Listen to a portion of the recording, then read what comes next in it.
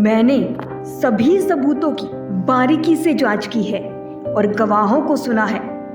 मुकदमे के दौरान दलीलें भी सुनी हैं। इन सब से गुजरने के बाद मैंने तुम्हें दोषी पाया है।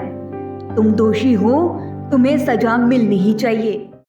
ये कहते हुए कोलकाता के आरजी कर रेप मर्डर मामले में सियालदह की अदालत जज अनिर्बान दास ने आखिरकार मुख्य आरोपी संजय रॉय को दोषी करार दिया है।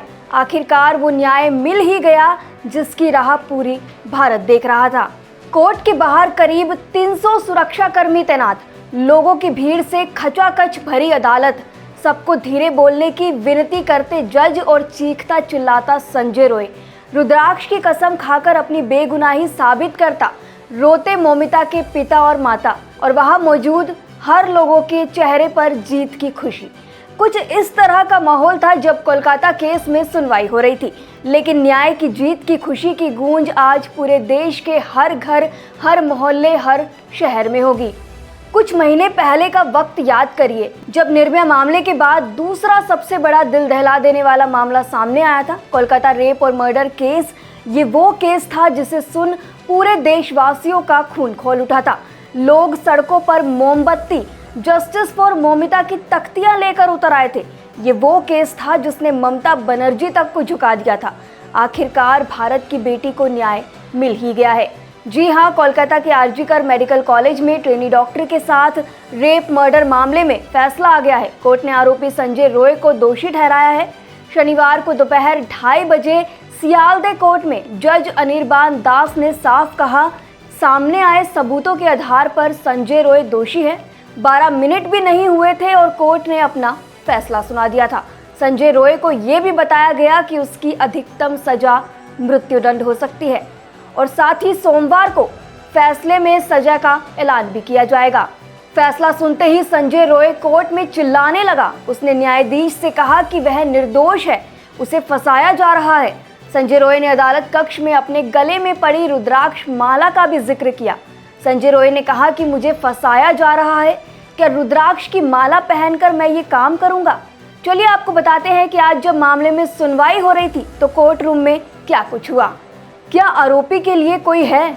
इसके बाद संजय को लाया गया। अदालत कक्ष में इतनी भीड़ थी कि संजय रॉय को अंदर जाने में भी मुश्किल हुई। न्यायाधीश ने इस दौरान सभी से धीरे धीरे बोलने का भी अनुरोध किया। क्या सुप्रीम कोर्ट में कोई स्थगन आदेश है? कोई सूची नहीं। इसके बाद संजय कोर्ट रूम में एंटर करता है। आपके खिलाफ आरोप ये है कि आप सुबह सुबह अस्पताल में घुसे और ड्यूटी पर मौजूद डॉक्टर पर हमला किया, उसका गला पकड़ लिया और उसका चेहरा ढक दिया। उसके विरुद्ध अपराध किया गया है, इसके कारण उसकी मृत्यु हो गई है। धारा 64 और 103 आरोप पत्र हैं। इससे साबित होता है कि आप आरोपी हैं।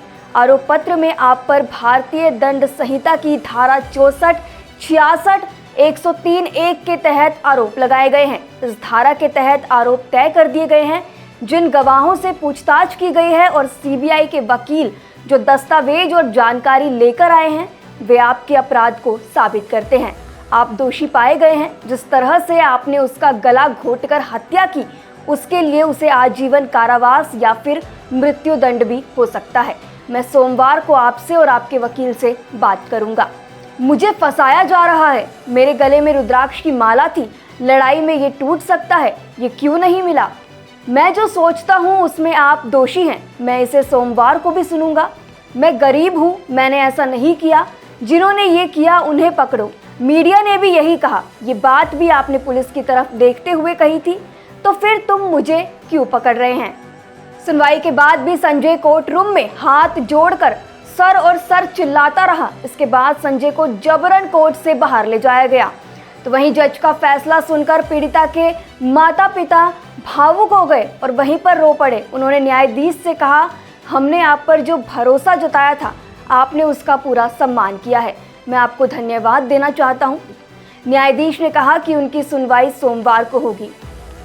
चलिए अब आपको इस केस की पूरी टाइमलाइन बताते हैं और ये भी बताते हैं कि किस सबूतों के आधार पर संजय रॉय को दोषी ठहराया गया है। दरअसल कोलकाता के आरजी कर मेडिकल कॉलेज अस्पताल में 9 अगस्त 2024 को एक महिला डॉक्टर की हत्या और बलात्कार की घटना ने पूरे राज्य को झकझोर कर रख दिया था। बता दें कि मेडिकल कॉलेज अस्पताल में एक महिला चिकित्सक का अर्धनग्न अवस्था में शव बरामद हुआ था। जांच में रेप की और हत्या की आशंका जताई गई। सीबीआई को जांच के दौरान कई अहम सबूत मिले, जिसके आधार पर कोर्ट ने आरोपी को दोषी करार दिया। अब सजा पर सोमवार को फैसला होगा, लेकिन अब सवाल है कि सीबीआई को कौन कौन से एविडेंस मिले जिसके आधार पर आरोपी को दोषी ठहराया गया है। सबसे पहले लोकेशन और सीसीटीवी फुटेज से बड़ा खुलासा हुआ था। 8 और 9 अगस्त की रात करीब 4:03 पर आरजीकर मेडिकल कॉलेज के सेमिनार हॉल में आरोपी संजय रॉय अंदर गया और 4:32 पर बाहर निकला। आरोपी ने सिर्फ और सिर्फ 29 मिनट में मेडिकल छात्रा के साथ रेप किया और उसकी हत्या कर दी। संजय के मोबाइल की लोकेशन और सीसीटीवी फुटेज से भी ये बात साबित हुई। ब्लूटूथ से खुला राज। इतना ही नहीं, आरोपी का ब्लूटूथ घटना स्थल पर मिला, जिसकी मैक आईडी उसके मोबाइल की ब्लूटूथ हिस्ट्री की मैक आईडी से मैच हो गई। ब्लूटूथ भी ऑटोमेटिक उसके मोबाइल से कनेक्ट हो गया। पीड़िता के शरीर पर आरोपी के मुंह का सलाइवा पाया गया है। रॉय की जींस और जूतों पर पीड़िता का खून पाया गया। संजय का डीएनए मौके पर मिले सबूतों से भी मैच हुआ है। संजय के शरीर पर जो चोट के 5 निशान मिले वो 24 से 48 घंटे के पहले के साथ ये ब्लंट फोर्स इंजरी थी जो बचाव की कोशिश के दौरान की थी। इसके साथ ही फोरेंसिक जांच में भी कई राज खुले। फुटप्रिंट मैपिंग और मौकाए वारदात की 3D मैपिंग। फोरेंसिक जांच से ये साफ हुआ कि उस रात वहां कोई दूसरा शख्स नहीं था। चिकित्सीय जांच में ये भी खारिज कर दिया गया कि संजय यौन रूप से नपुंसक नहीं है। 128 लोगों के बयान दर्ज किए जो केस को अंजाम तक पहुंचाने में काफ़ी अहम रहे। इस मामले में 12 नवंबर को बंद कमरे में सुनवाई शुरू हुई थी। इसके 57 दिन बाद सियालदह अदालत के अतिरिक्त जिला एवं सत्र न्यायाधीश अनिर्बान दास फैसला सुनाया। मामले की जांच कर रही कोलकाता पुलिस ने रॉय को 10 अगस्त को गिरफ्तार किया था। इसमें एक दिन पहले ही डॉक्टर का शव अस्पताल के सेमिनार रूम में बरामद किया गया था। बाद में कोलकाता हाईकोर्ट ने मामले को केंद्रीय अन्वेषण ब्यूरो यानी कि सीबीआई को सौंप दिया था। चिकित्सक के साथ बलात्कार एवं हत्या के मामले में रॉय पर मुकदमे की सुनवाई 9 जनवरी को पूरी हुई, जिसके दौरान 50 गवाहों से पूछताछ की गई। पीड़ित चिकित्सक के माता पिता ने यह भी दावा किया है कि अपराध में अन्य लोग भी शामिल थे और उन्हें उम्मीद है कि उन्हें भी गिरफ्तार किया जाएगा और अदालत में उनके खिलाफ मुकदमा चलाया जाएगा।